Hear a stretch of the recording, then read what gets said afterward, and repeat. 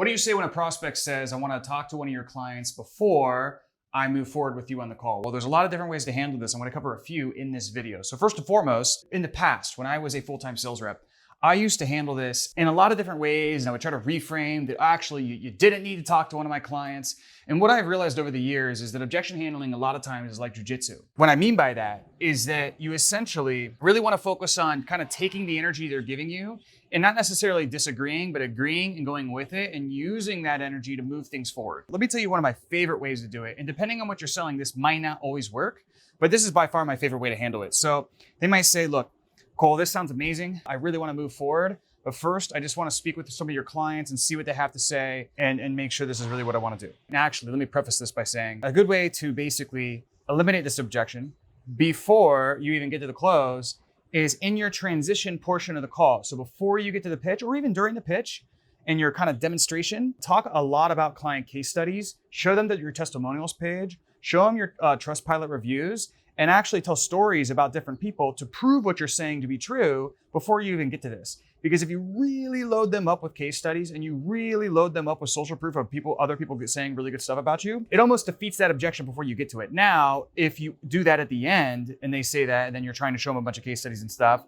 they're still gonna wanna sit to their guns because they kind of feel like you're persuading them not to do something, right? Which is gonna make them wanna do it anymore. Keep in mind, objection prevention is always better than objection handling. I just wanted to throw that in there. And a key thing to do is instead of just throwing out case studies just willy-nilly for no reason, what you want to do is use them as proof to prove what your claims are saying to be true. Okay, what I mean by that is, let's say you're going over your pitch and you're explaining, you have a 3-step pitch, right? And you're going over step 1. Well, what you might do at the end of step 1 is say, for example, we had a client named Daryl, was in a very same situation as you with a real estate business, really wanted listings in their area. They were high-end luxury. And essentially, as you could see here, Daryl says that like when we implemented this in his company, it was the first time he was actually able to get those listings and not just get them, but also convert the appointments and right? So you see how I use the case study as proof for my claim that we're gonna be able to help them get these high-end listings to be true. Does that make sense? And I'm just using real estate as an example, but you could use anything. So anyways, prevention's always better than handling. I just wanted to say that actually before we got into it. That said, let's actually get into the objection, because sometimes you get it no matter what. So they say, okay, yep, Cole, this sounds great. I really want to talk to one of your clients before I move forward. Here's what you say. No problem. That diffuses the pressure. No problem. Pause. Talking with one of our clients aside, is there anything else that's keeping you from being less than 100% certain that this is really what you want to do and you feel like it's what you need to get X, Y, and Z business to X, Y, and Z goal? Okay? So again, I'll restate that. And I'll use the real estate example. No problem. So just so I can stay organized on my end, is there anything else, aside from talking with one of our clients, is there anything else that's keeping you from being less than 100% certain that this is what you need and you feel like now is the right time? Now, if they say, oh no, I just want to make sure, want to speak with them, get their experience, and then I feel really good about this. Gotcha. So let's just suppose you had already spoken with one of our clients and they pretty much echoed everything that I just said on this call to be true, right? If that were the case, what you're saying is we'd 100% be moving forward. You'd be giving me your credit card and we'd be enrolling you into the program. Okay? So that's the double tie down. I do this with all objections. So the first one is I try to isolate. Is there anything else that's keeping you from being less than 100% certain that this is really what you want to do, aside from objection, right? Aside from talking with one of our clients. They're going to say, oh no, that's it. Okay, great. So just to be clear, let's suppose you'd already done that. We'd 100% be moving forward. You'd be giving me your credit card and we'd be enrolling you into the program. Anything but a yes there reveals that me wanting to talk to you, one of your clients, is an excuse to get off the phone. Does that make sense? Otherwise, some people do want to talk to your clients, and you got to understand, in certain industries, that is very common, and it's something that is just kind of the common practice in terms of buying behavior. So it's not always something you want to combat or think that is wrong, okay? But sometimes it could be a smokescreen for uncertainty.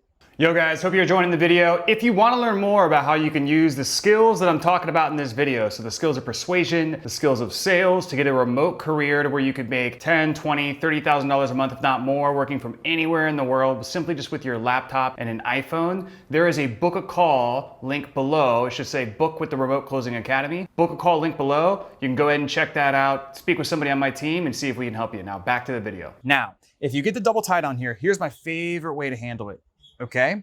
What I would do, and I'm gonna give you 2 ways, because this first one you might not be able to do, but it is the best one.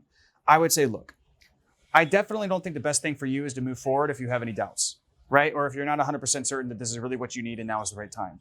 But at the same time, you told me earlier that this is the year where you have to do something about this real estate business or go back to corporate and get a 9 to 5. So what I normally don't do this, what I'm willing to do for you is I will let you in today, okay? We'll do the full price. And then honestly, come in, stay in for 7 days, do your onboarding call. I'll do an extra call with you in a couple of days as well and see how you're coming. Make sure you're oriented, you get your implementation pathway. And inside of the program, you can leverage the community and you can talk to as many clients as you want. And then at the end of that 7 days, if you don't feel totally cool, we'll just refund you. But then that way, not only can you make a real decision from the inside and not the outside, which is truly the only informed decision that you could make, but at the same time, you could draw the line in the sand and make sure today you at least make a commitment that the last 5 years won't be like the next 5 years. So if I'm willing to do that for you, are you willing to move forward right now? Okay. Now, our company is totally willing to do that, essentially. If it is a true, like that is the only objection. That's a big if. Because I know when they get in, they can talk to all our clients, they can work with my team. Me as a salesperson, I will set a follow-up to make sure they feel really, really good. And then that way they can see for themselves, is this something they really want to do? And you might even tack on in that, hey, we'll even add it to your contract. And that way we're legally, contractually obligated to give you a refund for any reason, even if all of our clients say we're amazing, we'll give you a refund. That way you can put your money where your mouth is and get a decision. I like that way better. Now, you might not always be able to do that. So in cases where you can't do that, you say something like this. You say, again, I want to talk to your clients. You say, okay, great, no problem.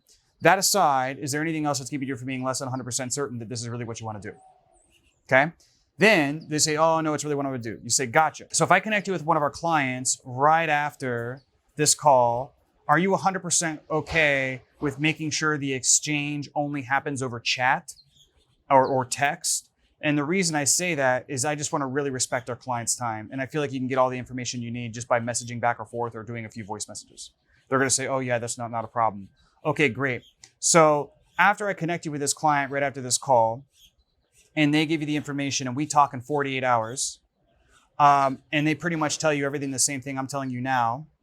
Once we speak again in 48 hours, what do you think the next step is from there? And anything but, oh, I'm going to be moving forward, you've identified a smokescreen. Does that make sense? So anything but, oh, okay, I'm going to be moving forward, you got to call that out and say, well, look, earlier you just said that there's nothing else that's keeping you from being less than 100% certain this is really what you want to do. Now you're saying that even if the person I'm going to connect you with echoes everything I just said on this call, you're not even sure if you want 100% moving forward. So what's really going on? You see what I'm doing there? Okay. And then what I would do is, and it's good for you to have this in any program, is we have dozens of people who are just such advocates of what we do that they are totally willing to have a quick messenger conversation with somebody on Facebook or over text, share with them their experience and just tell them to do it, right? Obviously, if you're just starting off, you're not going to have that. But a lot of times you would be surprised, especially if you just tell the client, like, we have clients who would do it for free, but you could even just tell the client, look, I'll give you the referral commission. I'll give you a $1,000 referral commission if they come in, right? That way it's worth the client's time. And it's so much easier to handle it that way than to be like, no, we don't do that. We have a case studies for that reason. We respect our client's time. Otherwise, our clients will be our sales team. You kind of want to go with the flow there, right? And especially if you can keep it in a chat conversation, it works really well. The other thing that's very, very key here is what we want to do is that you see how when I said, after I connect them with you right off this call, you guys talk today and tomorrow, and we speak within 48 hours, or we speak 48 hours later, what do you think the next step is from there? You see how when I framed that 48 hours, I seeded that we're going to talk in 2 days. Does that make sense? So then that way, when I go for the follow-up in 2 days, he already or she already covertly agreed on it. Does that make sense? That is very, very key so that you don't end up with like, oh, well, yeah, like we'll just follow up next week. Okay. And you want to really make sure you get that solid tie down and that they can have the back and forth exchange before that call. Okay. And in that follow-up, what I'm going to say is I want to remove the risk of them feeling like it's like I got to come to the call with a decision right now. So I'll say right after I schedule the follow-up, lock it in and get them to accept the calendar invite, what I'll say is, gotcha. And look, regardless, even if you decide that, hey, this isn't for me, or even if you don't feel like you've had a thorough enough conversation with X, Y, and Z client, still show up to the call anyways. I can address any other questions. And even if we don't decide to move forward there, I can create a game plan for you to work towards this in the future, okay? Then what I would do on that call is then I would be prepared to give the refund guarantee and put my money where my mouth is. Does that make sense? So hopefully this helped, guys. There's this full sales process video right here, and we'll see you.